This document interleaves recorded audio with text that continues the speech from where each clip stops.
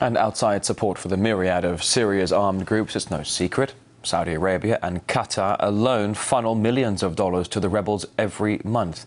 But as RT's Gayane Chichikan reports, it's not just cash and weapons being smuggled into Syria, but ideology as well. This is said to be an auction taking place at a hotel in Saudi Arabia. What's on sale is a human life.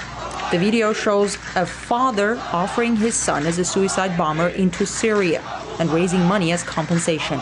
I give the product of my loin as sacred sacrifice. His brother is already a martyr. We're going to send him to them in Baba Ammar. Let's start the bidding at 200,000 riyals. The chilling footage was leaked on the web. We cannot independently confirm its original source or authenticity. They are sacrificing their lives. We need you to sacrifice your money. Don't be stingy. Syria has seen a dramatic increase in suicide bombings. The Syrian government has been raising the alarm about its Gulf neighbors sponsoring and staging terrorist attacks in their country. Why is Saudi Arabia doing this to us? But it seems here in the West, nobody hears their outcry. The spotlight is placed solely on the actions of the Syrian government. In the meantime, Saudi Arabia, Qatar, and other Gulf states are flooding millions of dollars worth of weapons into Syria, while U.S. officials say they're providing their Gulf allies with intelligence and command and control infrastructure.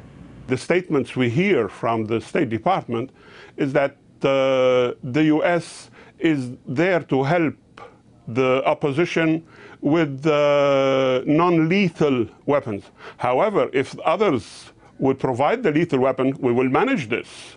So it's lots of hypocrisy. The Gulf countries are not the brains behind this. They are merely instruments. The brains are, you can find them in the US, in Israel, in some countries.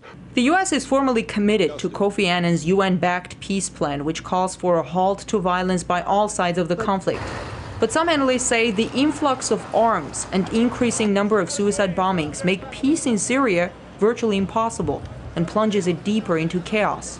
The Syrian regime plays an active role in supporting the Palestinian resistance, the Lebanese resistance, in claiming Arab rights in Palestine and things like this. And this doesn't sit well with Israel. So if we cannot change the role of Syria, we will destroy Syria so that it doesn't have any role. International monitors are on the ground investigating the massacre in Hula, where it's not clear who's fully responsible for the deaths of over 100 men, women, and children. Also, on a regular basis, they observe destruction from suicide bombings, which bear all the signs of terrorist attacks. We need everyone inside Syria, everyone outside Syria, to understand that this is going only to create more suffering for women, children, the Syrian people.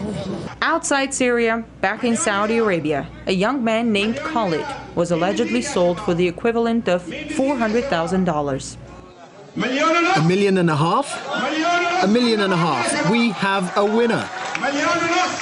We don't know the fate of Khalid. Maybe he is now on his way to Syria to bomb something. Or maybe he is behind one of the deadly blasts which already happened there. With the U.S. supporting the proactive approach of its Gulf allies with regards to Syria, the question one might ask is, could it be tacitly supporting extremism like this as well? I'm Gayane Chichikan reporting from Washington, RT.